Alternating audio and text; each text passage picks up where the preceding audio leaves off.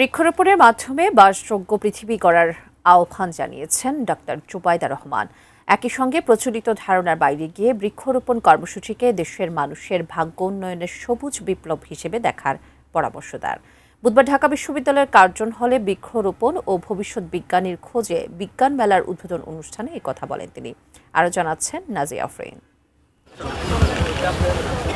শহীদ রাষ্ট্রপতি জিয়াউর রহমানের ৪৫তম শাহাদাত বার্ষিকী উপলক্ষে জিয়াউর রহমান ফাউন্ডেশনের উদ্যোগে ঢাকা বিশ্ববিদ্যালয়ের কার্জন হলে নিম গাছ লাগিয়ে বৃক্ষরোপণ কর্মসূচি উদ্বোধন করেন ডক্টর জুবাইদা রহমান। জিয়াউর রহমান ফাউন্ডেশনের উদ্যোগে সব পাবলিক বিশ্ববিদ্যালয়ে ৫০০টি করে গাছ লাগানোর উদ্যোগ নেওয়া হয়েছে। পরে উদ্ভিদ বিজ্ঞান বিভাগের সেন্ট্রাল গ্যালারিতে জিয়াউর রহমান ফাউন্ডেশনের vice president doctor Zubaida Rahman উদ্বোধন করেন ভবিষ্যৎ বিজ্ঞানীর খোঁজে বিজ্ঞান মেলা ২০২৬।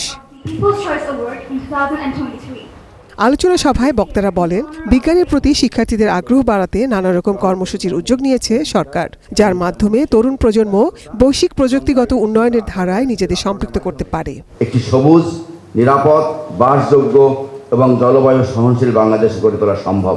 প্রধান অতিথির বক্তব্যে ডক্টর জুবাইদা রহমান প্রথমেই স্মরণ করেন শহীদ রাষ্ট্রপতি জিয়াউর রহমান এবং সাবেক প্রধানমন্ত্রী খালেদা জিয়াকে। সৌদি আরবের মরুভূমিতে শহীদ রাষ্ট্রপতি জিয়াউর রহমান জিয়া নিম ট্রি রোপণের উদ্যোগ নিয়েছিলেন। তিনি বলেন, বৃক্ষরোপণের মাধ্যমে পরিবেশ সুরক্ষা এবং একটি সুন্দর ও বাসযোগ্য পৃথিবী গড়ে তোলার সুযোগ তৈরি হয়। গ্রিন ভলেন্টিয়ারিজম, সবুজ স্বেচ্ছাসেবা, ক্লাইমেট ইউথ ফেলোশিপ এবং পরিবেশ স্টার্টআপ তহবিল গঠন করা যায়।